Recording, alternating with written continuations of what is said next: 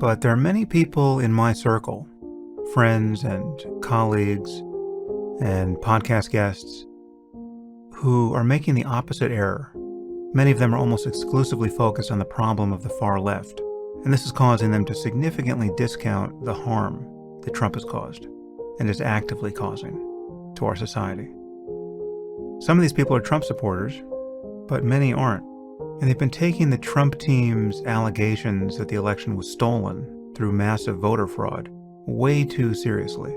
And they're extending a principle of charity to Trump and to the rest of his team that is frankly delusional. Again, there is a needle to thread here, and many people don't appear to even see it.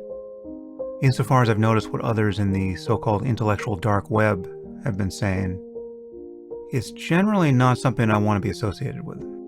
I don't want to single anyone out in particular, but allow me to take this moment to turn in my imaginary membership card to this imaginary organization. Yeah. Well, anyway, this can happen all over the place. There's some danger, in the case of Dave Rubin, for example, that he's hearing, the cheers of a bunch of people who are all concentrated in one mindset, and he thinks that what he's saying is making sense, and in fact, it seems to be making less sense over time as he's moving closer to a group that is united behind ideas that are not robust. Josephine Matthias, welcome to the Rubin Report.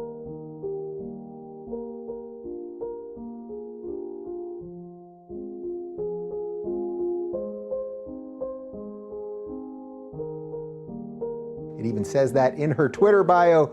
Blair White, welcome to the Rubin Report. Thank you for having me.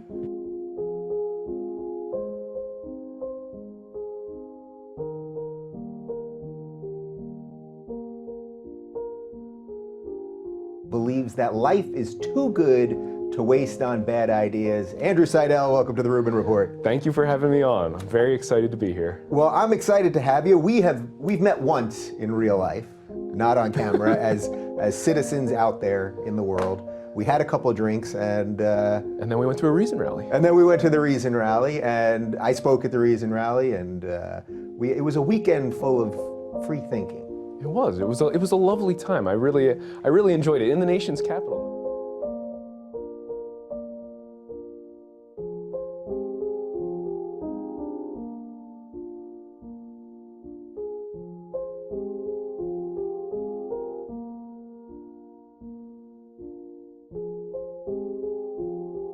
Argument with people, that stupid libertarian argument. I'm like, look, my dad's an architect. My stepfather's an architect. I grew up on construction sites. You have to have inspectors. If you don't have inspectors, man, you're fucked. Like, these guys there's a lot of dirtbags out there making houses. They're bad people. They're cutting corners and stealing money and watering down the cement. Like, the fuck out of here. You can't let the market decide. Do you want the government to tell you how to do all these things and all the regulations that you got to have your electric thing this far from this and like all the regulations like that for construction are important though. You do have to make sure that people don't do stupid shit. But make sure you don't have a power line that's near a water line. There's a lot of. But I would put most of that on the builders though. They want to build things that are good. Now I get it. That's not true. Listen, man, I was in construction my whole life. My dad was an architect. Yeah. I've been in construction since I was a little kid.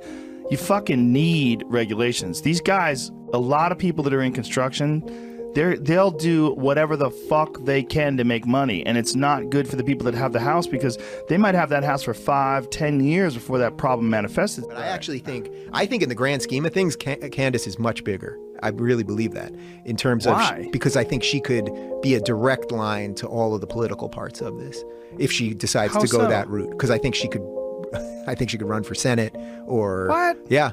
Are you okay? You high? Yeah. Did you get high I'm not before high. You got here? I'm not high today. Happened? I'm only smoking maybe once a week on Sundays. And now I'm on Sundays. tour, so I'm not really at all. But maybe I'll spark up a joint and have you reconsider what you just said. You said you watched the podcast I did with her. Yeah. Okay. Yeah. I watched, I don't know, maybe at least an hour and a half of it or so. Okay. Yeah. Why? Why what? Well, I don't know. Why are you saying it that way? Will I go on Rogan's podcast?